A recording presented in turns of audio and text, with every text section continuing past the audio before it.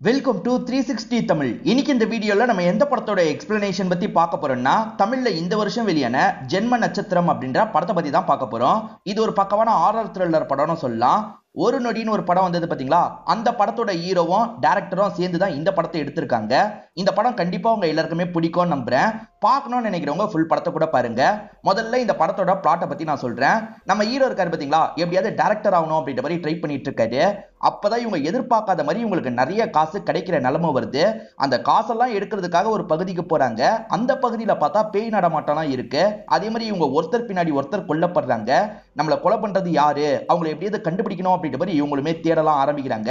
கண்டுபிடிச்சாங்களா இல்லையான்னு சொல்றது தான் இந்த படத்தோட கதையா இருக்கும். கண்டிப்பா உங்களுக்கு பிடிக்கும் நம்புறேன். எக்ஸ்பிளனேஷனுக்குள்ள போறதுக்கு முன்னாடி வீடியோக்கு ஒரு லைக் போடுங்க. அது மூலியமா இந்த வீடியோ இன்னும் நிறைய பேர்கிட்ட கொண்டு போய் சேர்க்கப்படும். மேற்கொண்டு டைம் வேஸ்ட் பண்ணாம நம்ம நேரடியாக எக்ஸ்பிளனேஷனுக்குள்ள போயிடலாம். கடவுள் இந்த உலகத்தை படைச்சாருன்ற மாதிரி சொல்லுவாங்கல்ல, அந்த மாதிரி கடவுள் உலகத்தெல்லாம் படைச்சிட்டு இருக்காரு. அதுக்கப்புறம் மனுஷங்களை படைக்கலாம் நினைக்கிறாரு.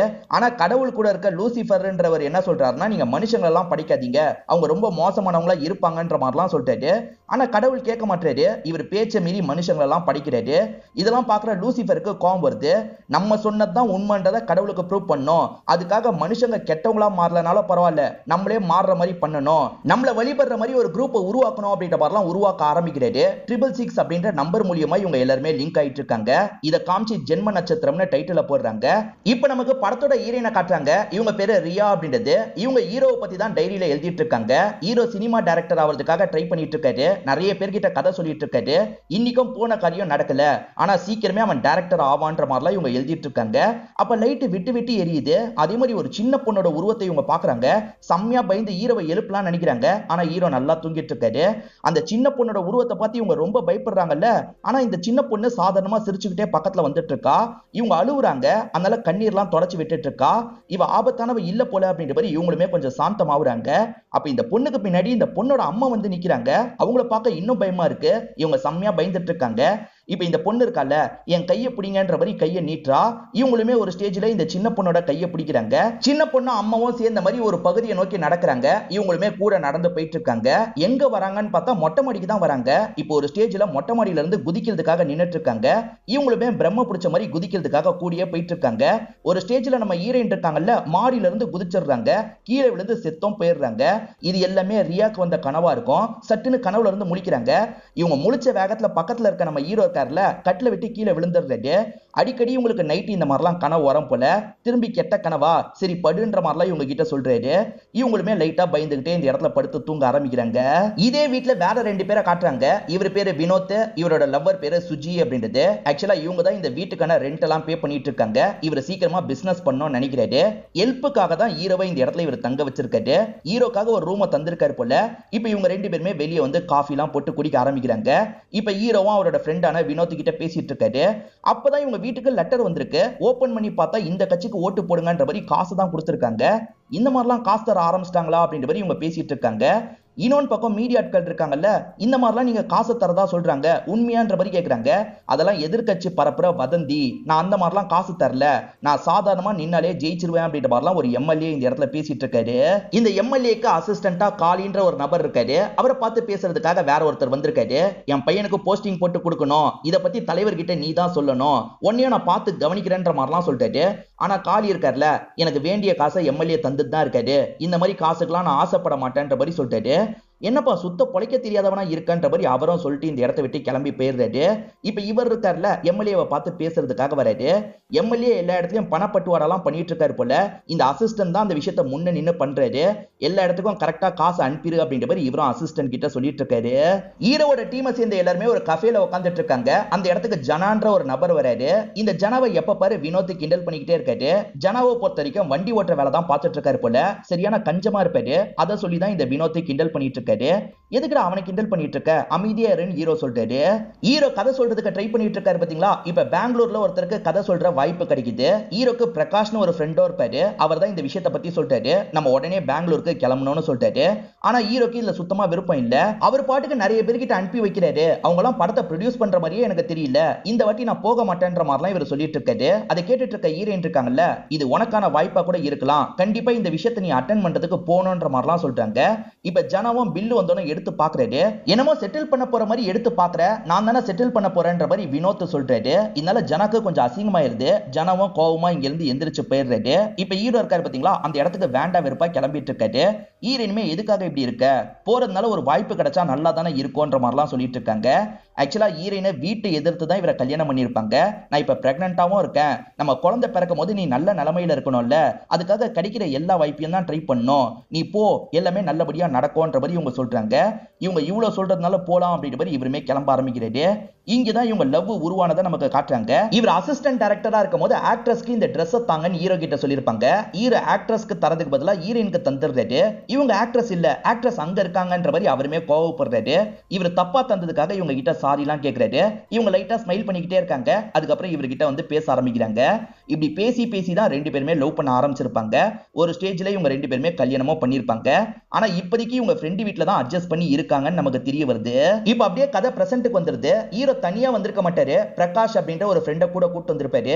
ஏற்கனவே ரூம்லாம் புக் பண்ணிருப்பாங்க. இப்ப கீஸ வாங்குறதுக்காக தான் வந்திருக்காங்க. 666 அப்படின்ற நம்பர் கீ தான் இவங்களுக்கு கிடைக்குது. கொஞ்சம் அமானுஷ்யமா இந்த கீ வாங்குறத நமக்கு காட்டுறாங்க. இப்ப நம்ம ஹீரோயினும் பல்லெல்லாம் விளக்கிட்டு படுக்க போலாம்னு நினைக்கிறாங்க. அப்பன்னு பார்த்து ஒரு பேய் இவங்க கண்ணுக்கு தெரியுது. கையில ஒரு குழந்தைய வச்சிருக்கு. இந்த குழந்தை செத்து போயிருச்சு அப்படின்ற மாதிரிலாம் அந்த பேய் சொல்லுது. அதை பாக்குற இவங்க செம்மையா பயப்படுறாங்க. இது எல்லாமே இவங்களுக்கு வர கெட்ட கனவா தான் இருக்கும். கனவுல இருந்து முழிச்சதுக்கு அப்புறம் தான் இவங்க கொஞ்சம் ரிலாக்ஸ் ஆகுறாங்க. ஹீரோ வேற கூட இல்ல, இவங்க இன்னும் பயந்துட்டு இருக்காங்க. இப்ப ஜன்னல் பக்கம் காத்து வாங்குறதுக்காக வரலாம்னு நினைக்கிறாங்க. ரத்த கரையோட யாரோ ஜன்னல்ல கைய வைக்கிறாங்க. அதை பாக்குற இவங்க பயத்துல கத்திடுறாங்க. இதை கேட்டு அவங்க ரெண்டு பேர் முழிச்சிடுறாங்க. அவளுக்கு வந்த கனவா இருக்கும் படுன்ற மாதிரிலாம் வினோத் சொல்லிட்டாரு. இல்ல ஏதோ பிரச்சனை மாதிரி இருக்குன்ற மாதிரி சுஜி சொல்றாங்க. இப்ப வினோத் என்னாச்சு ஏதாச்சுன்ற மாதிரி கேட்கறதுக்காக வராரு. இந்த மாதிரி நான் கைய பார்த்தேன், ரத்த கரை இருந்தது அப்படின்ற மாதிரிலாம் சொல்றாங்க. அதெல்லாம் உன்னோட கற்பனையா இருக்கும், கனவா இருக்கும்ன்ற மாதிரி சொல்லிட்டாரு.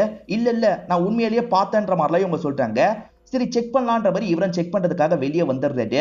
பார்த்தா உண்மையாலே ஜன்னல்ல ரத்தம் ஒட்டிட்டு இருக்கிறது இவருக்கு தெரிய வருது. இப்பதான் வேற ஒரு விஷயத்தை கவனிக்கிறாங்க. இந்த இடத்துக்குள்ள ஒரு நபர் ரத்த காயத்தோட விழுந்து கிடக்கிறாரு. யார் இந்த நபர்ன்ற மாதிரி பக்கத்துல வந்து பாக்குறாங்க. ஆக்சுவலா அந்த எம்எல்ஏக்கு அசிஸ்டன்டா காலின்னு ஒரு நபர் இருந்தாரு பாத்தீங்களா, அவர் தான் ரத்த வெள்ளத்துல இருக்காரு. சரி போலீஸ் கிட்ட தகவலை சொல்லலாம்னு நினைக்கிறாங்க. போலீஸ் கிட்ட சொல்லாதீங்க, என் கதையை முடிச்சிருவாங்கன்ற மாதிரி காளி சொல்லிட்டாரு. இங்கதான் காளியோட பிளாஷ்பேக்கை நமக்கு காட்டுறாங்க. இந்த காளியை பொறுத்த வரைக்கும் 6 வயசுல ஒரு பொண்ணு இருக்கா. இப்ப பொண்ணை ஸ்கூல்ல இருந்து கூட்டு வந்துட்டு இருக்காரு. பொண்ணை பொறுத்த வரைக்கும் வீசிங் ப்ராப்ளம் இருக்கும், அதனால பொண்ணு ஓடலாம் கூடாதுன்ற மாதிரி டாக்டர் சொல்லியிருப்பாரு. இந்த பொண்ணு இன்னைக்கு காம்படிஷன்ல நான் ஓடுனன்ற மாதிரி சொல்றா. எது ஓடுனியான்ற மாதிரி இவர் ஆச்சரியப்பட்டு இருக்காரு. இப்ப இந்த பொண்ணுக்கு வீசிங் அதிகமாகுது. இவருக்கு என்ன பண்றதுன்னு தெரியாம வண்டியை கொஞ்சம் ஏடகுடமா ஓட்டுறதுனால பொத்துன்னு கீழே விழுந்துடுறாரு. அதுல பொண்ணுக்கு லைட்டா அடியும் பட்டது. இப்ப பொண்ணை வேகமா கொண்டு வந்து ஹாஸ்பிட்டல்ல சேர்க்கிறாரு. அந்த ப்ராப்ளம் இப்ப பெருசாயிருது போல, உடனே ஆபரேஷன் பண்ணணும் அப்படின்ற மாதிரி டாக்டர் சொல்லிட்டாரு. எப்படியும் இந்த ஆபரேஷனுக்கு 30 லட்சம் ரூபாயில இருந்து 40 லட்சம் ரூபாய் செலவாகும், சீக்கிரமா அந்த ஆபரேஷனுக்கான காஸ்ட் ரெடி பண்ணுங்க, டோனர் கிடைச்சா ஆபரேஷனை பண்ணிடலான்ற மாதிரிலாம் சொல்றாரு. இத்தனை வருஷம் உண்மையா இருந்ததுனால இவர் பெருசா சேர்த்திருக்க மாட்டாரு. சரி நம்ம எம்எல்ஏ கிட்ட கேட்கலான்ற மாதிரி இவருமே விஷயத்த சொல்லி எம்எல்ஏ கிட்ட கேட்கிறாரு. எது 30 லட்சம் ரூபாய் செலவு பண்ணுமா, அவ்வளவு காசெல்லாம் என்னால தர முடியாதுன்ற மாதிரி எம்எல்ஏ சொல்லிட்டாரு. ஏண்டா 6 வயசு பொண்ணு தானே, அவ போனா போயிட்டு போறா, 5 நிமிஷம் ஒய்ஃபு கூட ஒன்னா இருந்தா இன்னொரு குழந்தை கிடைக்க போகுது அப்படின்ற மாதிரி பேசுறாரு. என்ன இவர் இப்படி பேசுறாரு, இதெல்லாம் வேலைக்கு ஆகாது, நம்ம கிட்ட இவர் காசை கொடுத்து வச்சிருக்காருல, அந்த காசை தூக்கிடலாம்னு யோசிக்கிறாரு. ஏறக்குறைய 50 கோடி கிட்ட இவர்கிட்ட கொடுத்து வச்சிருப்பாரு. அது எல்லாத்தையும் இவர் தூக்கி ஒரு இடத்துல மறைச்சு வச்சிடுறாரு. டோனர் மட்டும் கிடைச்சிட்டா ஆபரேஷனை முடிச்சிடலான்ற மாதிரி டாக்டர் சொன்னாரு பாத்தீங்களா. இப்ப டோனர் கிடைச்சிருச்சு, பெங்களூர்ல தான் இந்த ஆபரேஷன் நடக்க போகுது, ஓகே தானேன்னு கேக்குறாரு. அதே மாதிரி காசெல்லாம் ரெடி பண்ணிட்டீங்களான்னு கேக்குறாரு. காசெல்லாம் ரெடி பண்ணிட்டேன் டாக்டர், இன்னைக்கு நைட்டே நம்ம கிளம்பி போயிடலாம், நீங்களும் வருவீங்கல்ல, உங்க கூடயே வந்துடுறன்ற மாதிரிலாம் சொல்லிட்டாரு. டாக்டர் சரின்ற மாதிரி ஏத்துக்கிறாரு. இந்த சமயம் தான் காளி ஏமாத்திட்டாரு அப்படின்றது எம்எல்ஏக்கு தெரிய வருது. 50 கோடி ரூபாய் கொடுத்து வச்சிருந்தேன், எல்லாத்தையும் தூக்கிட்டு போறதுக்கு பிளான போட்டிருக்கான், என்ன பண்ணுவீங்களோ தெரியாது, அவனை தூக்கிட்டு வாங்கடா அப்படின்ற மாதிரி சொல்லிட்டாரு. இப்ப ஆளுங்க இருக்காங்கல்ல, இவரோட வீட்டை நோக்கி வந்துட்டு இருக்காங்க. இவர் கிளம்பலாம்னு நினைக்கும் போது கரெக்டா ஆளுங்க வந்துடுறாங்க. வந்தவங்க காளியோட ஒய்ஃபை லாக் பண்ணி வச்சிருக்காங்க. நீ மட்டும் இடத்த சொல்லன்னு வச்சுக்கோ, இவ கதையை முடிச்சிருவான்ற மாதிரி மிரட்டிட்டு இருக்காங்க. காளியும் பயந்த மாதிரி நின்னுட்டு இருக்காரு. எங்க என் உயிரை விட பொண்ணு தான் முக்கியம், நீங்க போங்க அப்படின்ற மாதிரி ஒய்ஃப் இருக்காங்கல்ல, இவங்க கழுத்து அறுவுற மாதிரி இவங்களே பண்ணிடுறாங்க. இந்த கேப்ல இவருமே இங்க இருந்து தப்பிச்சு ஓட ஆரம்பிச்சிடுறாரு. டாக்டர் உங்க கூட இப்ப என்னால வர முடியாது, நீங்க பெங்களூருக்கு கிளம்பி போய் ஆபரேஷனுக்கான வேலையெல்லாம் ஆரம்பிங்க டாக்டர், நான் கண்டிப்பா காசோட வந்துருவேன்ற மாதிரிலாம் சொல்லிட்டாரு. சரின்ற மாதிரி டாக்டர் ஏத்துக்கிறாரு. இவர் ஓடி வந்துட்டு இருக்கும் போது ஆளுங்க சுத்து போடுறாங்க, இஷ்டத்துக்கு அறுவலை வச்சு வெட்டலாம் செய்யறாங்க. அதெல்லாம் தாண்டி தான் தப்பிச்சு இந்த பில்டிங் குள்ள குதிச்சிருப்பாரு. இப்ப சாவர தருவாயில இருக்காரு. என் பொண்ணை காப்பாத்தினா மட்டும் போதும், இங்க இருக்க காசு எடுத்து என் பொண்ணை காப்பாத்துங்கன்னு இறந்து போயிடுறாரு. இப்ப போலீஸ் கிட்ட போலான்ற மாதிரி இவங்க யோசிச்சுட்டு இருக்காங்க. ஆனா இங்க இருக்க வினோத் இருக்கார்ல, அவர் சொன்னதை நம்ம பண்ணலாம், ஒரு குழந்தைய காப்பாத்தின மாதிரியும் இருக்கும், நமக்கும் நிறைய காசு கிடைக்கும்னு சொல்லிட்டாரு. ஆனா இதுல ஹீரோயினுக்கு பெருசா விருப்பம் கிடையாது. நான் ஹீரோ கிட்ட பேச போறேன், இதெல்லாம் நம்ம பண்ண வேணான்ற மாதிரி சொல்லிட்டு இருக்காங்க. இப்ப ஹீரோக்கு கால் பண்ணலான்னு பார்த்தா ஹீரோக்கு கால் போகவே மாட்டேங்குது, போன் சுவிட்ச் ஆஃப்ல இருக்கு. ஹீரோ இருந்திருந்தா கூட இதை தான் பண்ணிருப்பான். நான் சொல்றதை கேளுங்க, பாடியை டிஸ்போஸ் பண்ணலாம்னு சொல்லிட்டாரு. ரெண்டு பேருமே ஹெல்ப் பண்றாங்க, இவர் பாடியை டிஸ்போஸ் பண்றாரு. எல்லாருமே டயர்டா படுத்துட்டு இருக்காங்கல்ல, திரும்பி ஹீரோயினுக்கு கனவு வருது. கனவுல அந்த லூசிஃபர் தான் கண்ணுக்கு தெரியுது. இவங்க சட்டுன்னு தூக்கத்துல இருந்து முழிக்கிற மாதிரி நமக்கு காட்டுறாங்க. இப்ப ஹீரோ நரேஷனுக்காக தான் வந்திருக்காரு. இவரோட கதையை சூப்பரா சொல்லிட்டு இருக்காரு. ப்ரொடியூசருக்குமே இந்த கதை பிடிச்சிருக்கு. ஆனா ப்ரொடியூசர் இருக்காருல்ல, 5 கோடி ரூபாய்லாம் ஒதுக்க முடியாது, 2 கோடி ரூபாயில இந்த படத்தை எடுத்துத்தாங்கன்ற மாதிரி கேட்கிறாரு. ஆனா ரொம்ப சுருக்குனா கதை நல்லா வராது அப்படின்ற மாதிரி இவர் யோசிக்கிறாரு. இல்ல சார், அந்த பட்ஜெட்ல பண்ண முடியாது அப்படின்ற மாதிரி வேகமா இங்க இருந்து நடக்க ஆரம்பிக்கிறாரு. எதுக்காக இப்படி சொல்லிட்டு வந்த, நம்ம பார்த்து பண்ணிக்கலாம்ன்ற மாதிரி வெங்கட் சொல்லிட்டாரு. வெங்கட், இப்ப வரைக்கும் நான் படம் பண்ணாம இருந்தாலும் ஃபிளாப் படம் தராதவனா இருக்கேன், இந்த பட்ஜெட்ல பண்ணனு வச்சுக்கோ, கண்டிப்பா ஃபிளாப் படம் தந்துருவேன், என்னால இந்த விஷயத்த பண்ண முடியாதுன்ற மாதிரிலாம் வெங்கட் கிட்டே இவர் சொல்லிட்டு இருக்காரு. அப்பன்னு பார்த்து ஹீரோயின் கிட்ட இருந்து கால் வந்துகிட்டே இருக்கு. இவருமே அட்டென்ட் பண்ணி என்னதான் விஷயம்ன்ற மாதிரி கேட்கிறாரு. நான் சொல்றதை கொஞ்சம் பொறுமையா கேளுன்ற மாதிரி இவங்களும் நைட்டு நடந்த விஷயத்த பத்தி சொல்றாங்க. சாவறதுக்கு முன்னாடி காலி அந்த 50 கோடி ரூபாய் எங்க இருக்குன்றத சொல்லியிருப்பாரு. அதை பத்தி எல்லாம் இவங்க சொல்லிட்டு இருக்காங்க. இது எல்லாமே கிராஸ் டாக் மூலியமா வேற ஒரு நபருக்கு கேக்குது. இந்த மாதிரி விஷயம் ரேரா நடக்கும் போல. அந்த மாதிரி இவரோட போன்ல அவங்க ரெண்டு பேர் பேசிக்கிறது கேக்குது. இது 50 கோடி ரூபாயா அப்படின்ற மாதிரி இவர் பயங்கரமா ஆச்சரியப்பட்டு இருக்காரு.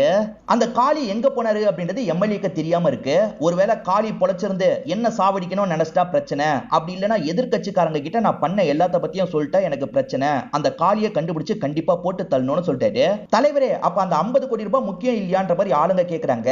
அந்த 50 கோடி ரூபாயை கூட நான் ஈஸியா சம்பாரிச்சுப்பேன், அது பிரச்சனை இல்ல, காளியை மட்டும் போட்டு தள்ளுங்கன்ற மாதிரி சொல்லிட்டாரு. அவர் செத்து போயிட்டாருன்னு இவருக்கு தெரியாதுல்ல, அதனால தான் இப்படி சொல்றாரு. இப்ப முனிஷ்னு ஒருத்தரை காட்டுறாங்க. கிராஸ் டாக்ல ஒருத்தர் கேட்டார்ல, அவர் முனிஷோட அசிஸ்டன்டா இருப்பாரு. இவர் கேட்டதை பத்திலாம் முனிஷ் கிட்ட சொல்றாரு. முனிஷை பொறுத்த வரைக்கும் சொந்தமா ஒரு சேனல் தொடங்கணும்ன்ற மாதிரி ஆசை வச்சிருப்பாரு. அவ்வளவு காசு கிடைச்சதுன்னா நம்ம சேனல் ஆரம்பிச்சிடலாம், நம்ம அந்த இடத்துக்கு போனா என்னன்ற மாதிரி அசிஸ்டன்ட் கிட்ட இவருமே பேசிட்டு இருக்காரு.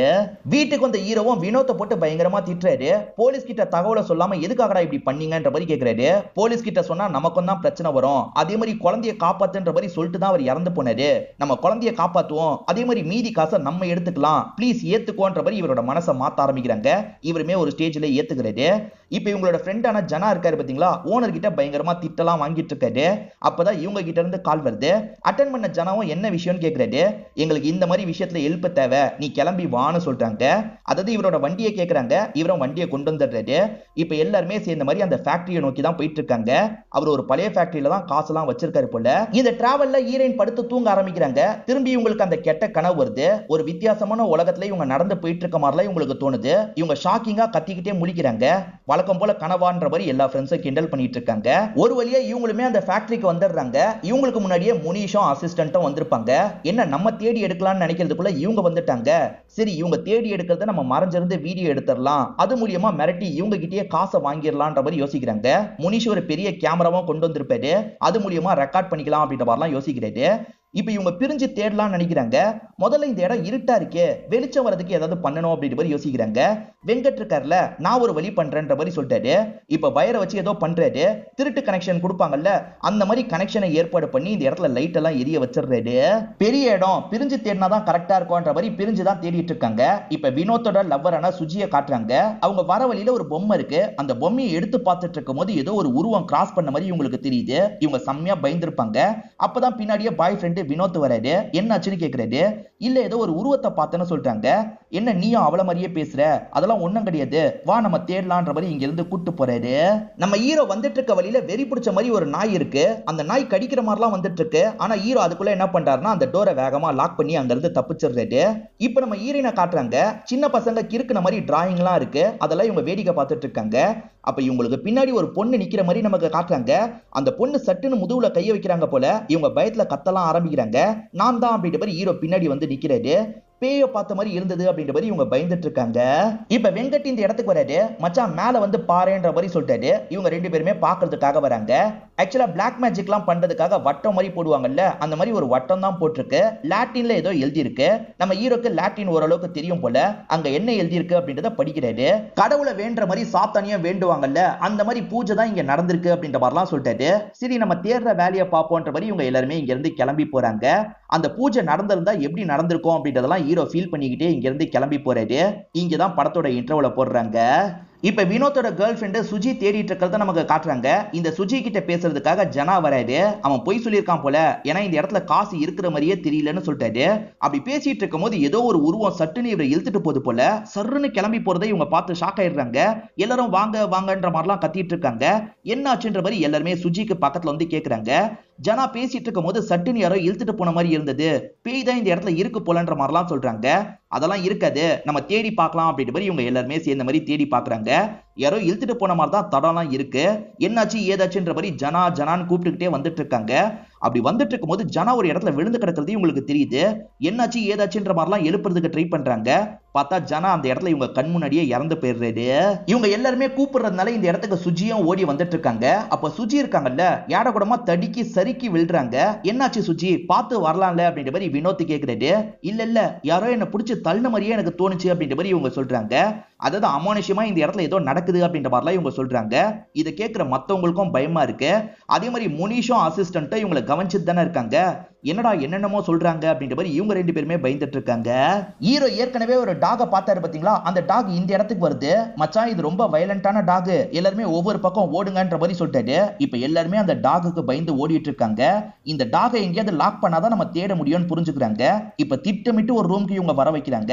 வர வச்சவங்க எல்லா கதவையும் லாக் பண்ணி அந்த நாயை மாட்ட வச்சிடுறாங்க. திரும்பி ஜனாவை பார்க்கலான்னு வந்தா ஜனாவோட பாடி அங்க காணாம போயிருக்கு. என்னென்னமோ இந்த இடத்துல நடந்துட்டு இருக்கு, நம்ம பேசாம இங்க இருந்து கிளம்பிடலான்ற மாதிரி ஃப்ரெண்ட்ஸுங்க சொல்றாங்க. இதை கேட்டு ஹீரோ டென்ஷன் ஆயிடுறாரு. ஏண்டா அந்த பொண்ணை காப்பாத்தணும் அப்படி இப்படின்ற மாதிரி என்னையும் மனசை மாத்தி கூட்டு வந்தீங்க, இப்ப என்ன இந்த மாதிரி நடக்க ஆரம்பிச்சோன்னா போலான்னு சொல்றீங்க? நம்ம போயிட்டா அந்த பொண்ணோட உயிரை யாரு காப்பாத்துவா? என்ன ஆனாலும் சரி அந்த காசை எத்துட்டு தான் இங்க இருந்து போனோன்ற மாதிரி சொல்றாரு. இப்ப ஹீரோயின் வந்துட்டு இருக்க பகுதியை நமக்கு காட்டுறாங்க. எப்பவுமே தீய சக்தி வந்தா ஜீசஸோட சிலுவை திரும்பிக்கும் பாத்தீங்களா, அந்த மாதிரி ஒரு இடத்துல திரும்பி இருக்கு. இவங்களுமே நிமித்தி வைக்கலான்ற மாதிரி நிமித்திட்டு இருக்காங்க. அப்ப இவங்களுக்கு இல்யூஷனா சில விஷயங்கள் தெரிய ஆரம்பிக்குது. அதாவது இங்க 4-5 பேர் சேர்ந்து பூஜை மாதிரிலாம் பண்ணிட்டு இருக்காங்க. ஒரு குழந்தைய கையில வச்சுதான் பூஜை எல்லாம் பண்ணிட்டு இருக்காங்க. இதை பாக்குற இவங்களுமே பயத்துல கத்துறாங்க. ஹீரோ என்னாச்சு ஏதாச்சுன்னு கேக்குறாரு. இவங்களுமே பார்த்த விஷயத்தை பத்தி சொல்றாங்க. அதெல்லாம் உண்மை கிடையாது, நீ கற்பனை பண்ணிட்டு இருக்க அப்படின்ற மாதிரி இவருமே சொல்றாரு. இப்ப வினோத்தும் சுஜியும் நடந்து வந்துட்டு இருக்காங்க. அப்ப வினோத் யாரோ இருக்கிற மாதிரி ஃபீல் பண்றாரு போல. இங்க ஒரு மாதிரி நிக்கிறாரு. சுஜி என்னாச்சுன்னு கேக்குறாங்க. ஒண்ணு இல்லன்ற மாதிரி நடந்து உள்ள போயிடுறாரு. ஆக்சுவலா அவங்க ரெண்டு பேர் தான் கொஞ்சம் தள்ளி இருந்து இவங்க ரெண்டு பேரை நோட் பண்ணிட்டு இருந்திருப்பாங்க. அந்த டாக் ரூம்ல மாட்டின மாதிரி காமிச்சாங்க பாத்தீங்களா, இப்ப ஜன்னல்லாம் உடைச்சிட்டு வெளியே வந்துருது. அது ஒரு இடத்தை பாதுகாக்கிறதுக்காக தான் இந்த இடத்துல இருக்கு போல. இப்போ ஒரு இடத்தை அது பாதுகாக்கிற மாதிரிலாம் நின்னுட்டு இருக்கு. இப்ப ஹீரோவும் ஹீரோயினும் சேர்ந்து நடந்து வந்துட்டு இருக்காங்க. அப்பதான் இவங்க ஃப்ரெண்டான வெங்கட் ஒரு இடத்துல தொங்கிட்டு இருக்கிறது இவங்களுக்கு தெரியுது. அச்சோ வெங்கட் செத்துட்டான் போல அப்படின்ற மாதிரி இவங்க மத்தவங்க கிட்ட சொல்றதுக்காக ஓடுறாங்க. இப்ப வினோத் கிட்ட இந்த விஷயத்த சொல்றாங்க. என்னடா சொல்றீங்க அப்படின்ற மாதிரி வினோத் பெருசா நம்ப மாட்டாரு. அப்பன்னு பார்த்து இவங்களுக்கு பக்கத்துல ஒரு பாடி வந்து விழுது. இது யாரோட பாடின்னு பார்த்தா அந்த முனிஷோட பாடியா இருக்கும். இவன் யாரா, இவன் எப்ப வந்தான் அப்படின்ற மாதிரி இவங்க ரெண்டு பேர் யோசிக்கிறாங்க. அப்பதான் இவ்வளவு நேரம் இங்க நின்னுட்டு இருந்த சுஜி காணாம போயிருக்காங்கன்னு தெரிய வருது. ஆக்சுவலா சுஜி இந்த பாடி விழுறத பார்த்தோன்னே பயந்து ஓடி இருப்பாங்க. சுஜி எங்க போனன்ற மாதிரி பாய் ஃப்ரெண்ட் தேடிக்கிட்டே வந்துட்டு இருக்காரு. இப்ப ஓடி வந்துட்டு இருக்க சுஜிய மண்டையிலேயே யாரோ அடிக்கிறாங்க. யாரோ திட்டமிட்டு தான் அடிச்சிருக்காங்கன்னு நமக்கு தெரியுது. அடிச்சது யாருன்றதை ரிவீல் பண்றாங்க. ஜானான்றவன் செத்து போன மாதிரி தானே காமிச்சாங்க, அவன் தான் இந்த விஷயத்த பண்ணிட்டு இருக்கான் போல. ஆளுங்க வர மாதிரி சவுண்ட் கேட்டோன்னா ஜனா போய் ஒளிஞ்சுக்கிறான். இப்ப இவங்களுமே வந்து சுஜியை பார்த்து பயங்கரமா ஃபீல் பண்ணிட்டு இருக்காங்க. இப்ப கூட ஹீரோயின் இருக்காங்கல்ல, கண்டிப்பா இந்த இடத்துல ஏதோ ஒரு தீய சக்தி இருக்கு, இதுக்கப்புறமா இங்க இருக்க வேணாம் கிளம்பிடலாம் அப்படின்ற மாதிரிலாம் சொல்லிட்டு இருக்காங்க. இது எல்லாத்தையும் ஜனா தள்ளி இருந்து பார்த்து லைட்டா ஸ்மைல் எல்லாம் பண்ணிட்டு இருக்கான். அந்த முனிஷோட அசிஸ்டன்ட்டை இவன் லாக் பண்ணி வச்சிருக்கிறது நமக்கு தெரியுது. இப்பதான் கொஞ்ச நேரத்துக்கு முன்னாடி நடந்த விஷயத்தை நமக்கு காட்டுறாங்க. முனிஷும் அசிஸ்டன்ட்டும் வீடியோ எடுத்துட்டு இருக்கும்போது சட்டனி இவர் பின்னாடி வந்துடுறாரு. வந்தவர் முனிஷோட கதையை முடிச்சிடுறாரு. இந்த பையனோட கழுத்துல கத்திய வச்சிடுறாரு. யாரா நீங்க, எப்படா இந்த இடத்துக்கு வந்தீங்கன்ற மாதிரிலாம் கேட்கிறாரு. அப்பதான் இந்த பையனும் கிராஸ் டாக் மூலியமா கேட்டான் பாத்தீங்களா, அதை பத்தி எல்லாம் புரிய வச்சிட்டு இருக்கான். இவன் கதையும் முடிக்கணும்ன்ற மாதிரி தான் இவர் நினைக்கிறாரு. ஆனா இந்த பையன் இருக்கான்ல, அவசரப்பட்டு என்ன சாவடிச்சிடாதீங்க, நாங்க வாழ்ந்த குடும்பம் இப்ப ஏழையா மாறிட்டேன், அதனாலதான் காசுக்கு ஆசைப்பட்டு இந்த இடத்துக்கு வந்துட்டேன்ற மாதிரிலாம் ஃபீலிங்கா பேசிட்டு இருக்கான். அவனை பார்க்கும்போது ஜனா மாதிரியே தோணுது. ஏன்னா ஜனா காசு இல்லாம இருக்கிறதுனால கிண்டல் பண்ணுவாங்கல்ல, அதெல்லாம் இவரோட மைண்டுக்குள்ள ஓடுது. அதனால இந்த பையனை கொல்லாம லாக் மட்டும் பண்ணி வச்சிருக்காரு. நான் போகும்போது உனக்கு ஏதாவது காசு போட்டு தரேன், அது வரைக்கும் நீ பேசாம அமைதியா இருந்தா போதும் அப்படின்ற மாதிரி அந்த பையனை இவர் லாக் பண்ணி வச்சிருக்காரு. இப்ப வெளியே நடக்கிறத காட்டுறாங்க. ஹீரோயின் இருக்காங்கல்ல, கண்டிப்பா இங்க பேய் இருக்கு, நம்ம கிளம்பிடலாம் அப்படின்ற மாதிரிலாம் சொல்லிட்டு இருக்காங்க. மாந்திரிகம் பண்ற மாதிரி சிம்பிள் எல்லாம் ஹீரோ பார்த்தார்ல, அதை பத்தி எல்லாம் சொல்றாரு. என்னதான் இருந்தாலும் வினோத்தால முழுசா ஏத்துக்க முடியல. வினோத் இருக்கார்ல, வெங்கட் பாடியை நீங்க பார்த்ததா சொன்னீங்க, ஆனா திரும்பி போய் அந்த இடத்துல பார்க்கும்போது வெங்கட்டோட பாடி காணாம போயிருச்சு. எப்படி பாடி எல்லாம் ஒவ்வொரு இடம் மாறிக்கிட்டே இருக்கு, எல்லா பாடியும் முதல்ல ஒரே இடத்துல சேர்க்கணும்னு சொல்றாரு. சரின்ற மாதிரி ஹீரோவும் இதுக்கு ஏத்துக்கிறாரு. இது எல்லாத்தையும் ஜனாவும் கேட்டுட்டு இருக்க மாதிரி நமக்கு காட்டுறாங்க. இப்ப முதல்ல இவரோட கேர்ள் ஃபிரெண்ட் பாடியை ஒரு இடத்துக்கு கொண்டு போலான்னு நினைக்கிறாங்க. இப்ப சுஜியோட பாடியை பக்கத்துல இருக்க ஒரு இடத்துக்கு தூக்கிட்டு வந்துடுறாங்க. இங்க யாராவது உட்காந்து பாடியை பாத்துக்கணும்னு நினைக்கிறாங்க. ரியா நீ உட்காந்து பாத்துக்கோன்ற மாதிரி ஹீரோயினுக்கு பொறுப்பை தந்துடுறாங்க. இப்ப மத்த பாடிஸ் எல்லாம் தேடலான்ற மாதிரி இவங்க தேடி அலைஞ்சிட்டு இருக்காங்க. ஒரு இடத்துல வெங்கட் பாடியே இவங்களுக்கு கிடைச்சிருது. இந்த பாடியும் தூக்கிட்டு போலாம் அப்படின்ற மாதிரி அந்த இடத்துக்கு கொண்டு வந்து வச்சிடுறாங்க. இப்ப அடுத்ததா ஜனாவோட பாடியை தேடிட்டு இருக்காங்க. ஒரு ஸ்டேஜ்ல ஜனாவோட பாடியும் கிடைச்சிருது. அதாவது ஜனா செத்து போன மாதிரி நடிக்கிறாரு. இவங்களுமே பாடியை வச்சுட்டு போயிடுறாங்க. இந்த 3 பாடியை பாக்குற ஹீரோயினுக்கு ரொம்ப பயமா இருக்கு. கண்ணை மூடி வேண்டிட்டு இருக்காங்க. அப்படி வேண்டிட்டு இருக்கும் போது ஜனா கண்ணை திறந்துடுறாரு. இந்த 2 பாடியை இங்க இருந்து கொண்டு போனோம்னு நினைக்கிறாரு. கொஞ்ச நேரம் கழிச்சுதான் இவங்க கண் முழிக்கிறாங்க. அப்போ ஒரு பேய் இவங்க கண்ணுக்கு தெரியுது. இவங்க பயத்துல கத்தலாம் ஆரம்பிக்கிறாங்க. என்ன கத்துறான்ற மாதிரி இவங்க 2 பேர் வேகமா ஹீரோயினை பார்க்கிறதுக்காக வந்துட்டு இருக்காங்க. அப்ப பாடி காணாம போயிருக்கு. பாடி எங்க போச்சுன்ற மாதிரி கேக்குறாங்க. தெரியல, நான் கண்ணை மூடி திறக்கிறதுக்குள்ள பாடி காணாம போயிருச்சு அப்படின்ற மாதிரிலாம் இவங்க சொல்றாங்க. இந்த இடத்துல அமானுஷ்யமா நிறைய விஷயங்கள் நடக்குது இல்ல, அதனால ஹீரோ கிளம்பலான்னு சொல்றாரு. சுஜியை இப்படியே விட்டுட்டு போக சொல்றியான்ற மாதிரி வினோத் கோவப்படுறாரு. உன்னோட கஷ்டம் எனக்கு புரியுதுரா, இங்க இருந்தோம்னா நம்மளும் செத்துருவோம், எதையும் கண்டுபிடிக்க முடியாது, அதுக்காக தான் சொல்றேன், நம்ம ஒரு நாள் மட்டும் போயிட்டு வந்துடலான்ற மாதிரி இங்க இருந்து இவரை கூட்டு போறாரு. ஒரு வழியா வண்டி எடுத்துட்டு இவங்களும் கிளம்ப ஆரம்பிக்கிறாங்க. இது எல்லாத்தையும் மறைஞ்சிருந்து ஜனா பாக்குறாரு. ஜனா ஒரு பையனை லாக் பண்ணி வச்சிருந்தாருல, அந்த பையன் தப்பிச்சு போனது தெரியுது. தப்புஸ்டானி அப்படின்ற மாதிரிலாம் இவர் கோவப்படுறாரு. இப்ப கார்ல வந்துட்டு இருக்கும் போதுதான் வினோத்துக்கு ஒன்னு ஸ்ட்ரைக் ஆகுது. இங்க இருக்க சிகரெட் பாக்ஸ பார்த்ததுக்கு அப்புறம் தான் இவருக்கு ஸ்ட்ரைக் ஆகுது. இவங்க கூட வந்த ஜனா இருக்கார்ல, ஒரு சிகரெட் பாக்ஸ வாங்கியிருப்பாரு. ஒவ்வொரு இடத்துலயும் அந்த சிகரெட் ஸ்மெல்ல இவர் ஃபீல் பண்ணியிருப்பாரு. அதாவது இவர் நடந்து வந்துட்டு இருக்கும் போது ஒரு இடத்துல நின்னாரு பாத்தீங்களா, அந்த இடத்துல சிகரெட் ஸ்மெல் வந்திருக்கும், அதனால தான் நின்றுப்பாரு.